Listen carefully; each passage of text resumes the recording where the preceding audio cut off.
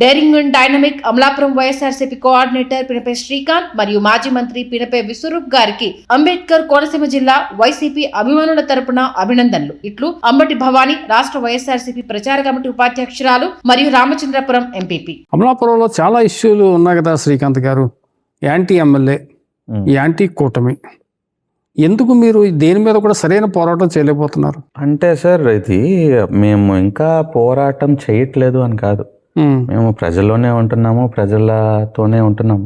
ప్రతి 2 రోజులకి మా జగన్మోహన్ రెడ్డి గారు ఒక ప్రోగ్రామ్ చెప్తారు, మేము డెఫినెట్లీ చేస్తాము. ఒక నిరసనలు చెప్తారు, నిరసనలు చేస్తాము. బట్ ఇంకా ఆశించినంత బాగా మీరు ఇంకా డైరెక్ట్ అటాక్ చేయాలి అంటే నేను ఒకటి బిలీవ్ చేస్తా. ఏంటంటే, లాస్ట్ టైము మేము ప్రభుత్వంలో ఉన్నప్పుడు ఏదైతే సంక్షేమ పథకాలు ఇచ్చామో అది ఏ రకంగా ఇచ్చామంటే, మేము వాళ్ళకి ఆకలి అనేది తెలియకుండా మేము సంక్షేమ పథకాలు ఇస్తూనే ఉన్నాం. ఎవ్రీ 2 monthsకి ఒక పథకం అనౌన్స్ చేస్తారు జగన్ గారు. చెప్పినయే కాకుండా చెప్పని పథకాలు కూడా ఇస్తాము. సో ఆ రకంగా మేము జగన్మోహన్ రెడ్డి గారు ఎంతో ఇంకా మంచి చేయాలి, వీళ్ళకి ఇంకా బాగా చేయాలి అన్న ఆలోచనతో అంత పథకాలన్నీ ఇస్తూ వచ్చాము. సో ఈ యొక్క ఇదిలో ఒక నెగిటివ్, ఒక డ్రాబ్యాక్ ఏమైందంటే, జనాలకి దాని విలువ తెలియలే. ఇప్పుడు ఒక ఆకలి వేసినోడికి ఆకలి విలువ అనేది తెలుస్తుంది. సో వాళ్ళకి ఆ విలువ తెలియలేదు. జగన్ గారు ఎంత ఇస్తుంటే మీరేమన్నా జేబులో తీసిస్తున్నారా, మేమేమన్నా ఇవ్వమన్నామా, లేకపోతే ఇలాంటివి కూడా అన్నారు. సో వీళ్ళకి ఎప్పుడైతే ఆకలి వేసినప్పుడు మనం ఇస్తామో దాని విలువ అనేది బాగా తెలుస్తుంది అన్నది నేను పర్సనల్గా నేర్చుకున్నాను. సో నాకు కోఆర్డినేటర్ ఇచ్చంగానే డైరెక్ట్ నేను అటాక్ చేసేసి లేకపోతే డైరెక్ట్ కన్ఫ్రంట్ చేసేసే బదులు కన్నా ఒకసారి వాళ్ళు కూడా కూటమి ప్రభుత్వం వచ్చింది అధికారంలోకి, వాళ్ళ పాలన కూడా చూస్తారు, 1-2 సంవత్సరాలు చూస్తారు. వాళ్ళు ఏ రకంగా స్కాములు చేస్తున్నారు, ఏ రకంగా మేము చేసిన పనులకి క్రెడిట్లు తీసుకుంటున్నారు, లేదా ఏ రకంగా ఆ సంబరాలు ఈ సంబరాలు అని పెట్టి ఏ రకంగా దోచుకుంటున్నారు, సో ఏ రకంగా సర్వీస్ చేస్తున్నా అంతా తెలుసుకుంటారు కదా. ముందు ప్రభుత్వానికి ఇప్పుడు దానికి కంపేర్ చేసుకున్నాక వాళ్ళకి అర్థమైనప్పుడు అప్పుడు I definitely increase my intensity. దాంట్లో డౌటే లేదు. ఇప్పటికి 2 సంవత్సరాలు పూర్తయింది. We have 3 more years. So as I go on I will definitely intensify my fight against the government. ఆకలి వేయకుండానే జగన్మోహన్ రెడ్డి గారు అన్నం పెట్టారు అంటున్నారు. మరి అభివృద్ధి చేశాడు ఆయన? డెఫినెట్లీ చేశారు సార్. ఒకటేంటంటే, మా జగన్మోహన్ రెడ్డి గారు పాపము కూటమి ప్రభుత్వం చేసే అంత మార్కెటింగ్ మేము చేసుకోలే, అంత డప్పు మేము కట్టుకోలే. పాపం మేము చేసుకుంటూ వెళ్ళిపోయినాం. ఎందుకంటే మొత్తం భారతదేశంలోనే ఎక్కడా లేనటువంటి విధంగా ఒక 17 మెడికల్ కాలేజెస్లు మరి తీసుకొచ్చారే.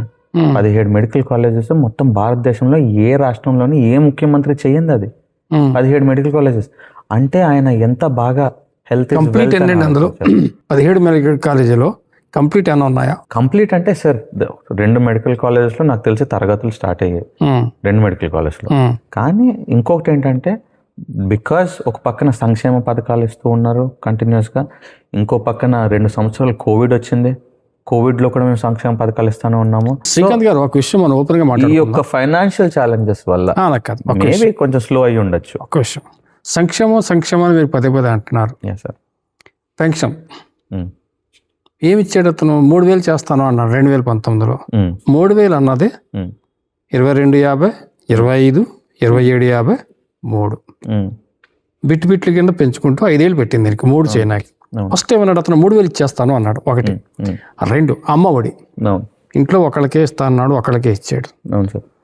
మరి ఈ కూటమితో పోల్చుకుంటే వీళ్ళు అమ్మఒడి అందరికి ఇచ్చేస్తున్నారు, పెన్షన్ 4,000 చొప్పున ఇచ్చుకుంటూ పోతున్నారు, స్టార్టింగ్లో ఏరియాలు కూడా ఇచ్చారు.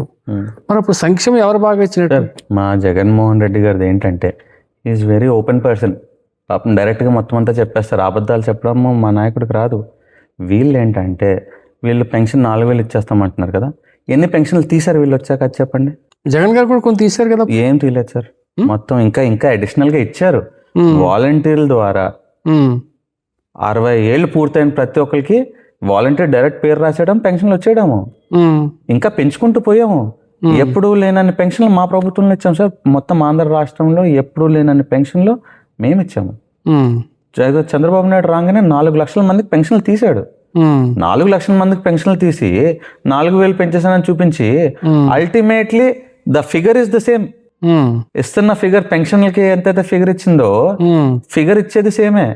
కానీ కొంతమందికి తగ్గించేసి కొంతమంది పెన్షన్లు తొలగించేసి నేను 4,000 ఇచ్చేస్తున్నాను అంటే ఇదే ఈ యొక్క కుతంత్రాలు చేస్తాడు కాబట్టి చంద్రబాబు నాయుడు అంటారు. So this is what is doing. 4,000 ఇస్తున్నారు కానీ కొత్త పెన్షన్లు ఎన్ని ఇచ్చాడు? 4 లక్షల పెన్షన్లు తీశారు కదా, కొత్త పెన్షన్లు ఇచ్చారు. 2 సంవత్సరాలు అయింది కదా, ఎన్ని ఇచ్చారు కొత్త పెన్షన్లు? 50 సంవత్సరాలకి ఎస్సీలకి, బీసీలకి, ఎస్టీలకి పెన్షన్లు ఇస్తున్నారు కదా, ఎన్ని ఇచ్చారు కొత్తవి? ఎందుకు ఇవ్వట్లేదు పెన్షన్లు? మరి ఎవరైతే అర్హుదారులు ఉంటారో వాళ్ళందరూ నష్టపోతున్నారు కదా. సో 4,000 పర్ మంత్ అంటే 48,000, సుమారుగా ₹1,00,000 వాళ్ళు ఈ పాటికి వాళ్ళకి వచ్చి ఉండాలి కదా, రాలేదు కదా. ఎంతో మంది బతుకుతారు కదా, ఎంతో మంది దాని మీద ఆధారపడి ఉంటారు కదా. పాపం 30వ తారీఖు వస్తే 1వ తారీఖు కోసం వెయిట్ చేసే వాళ్ళు ఎంతమంది ఉన్నారు? వాళ్ళందరూ ఏం తింటున్నారు, ఎలా తరుపుతున్నారు? అంతే కదా శ్రీకాంత్ గారు, మీరు ఒక డాక్టర్గా చెప్పండి, ఓటమి కారణం చెప్పండి. ఇంత సంక్షేమం ఇచ్చాడు జగన్మోహన్ రెడ్డి గారు, ఏదో మెడికల్ కాలేజీలు అంటున్నారు, అన్ని బాగా చేశాడు.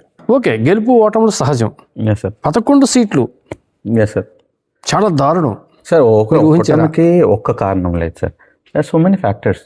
ప్రధానంగా మీరు విశ్లేషించుకున్నటువంటి ఒక 2-3 కారణాలు చెప్పండి, దీనివల్ల మేము ఓడిపోయాం అని చెప్పండి.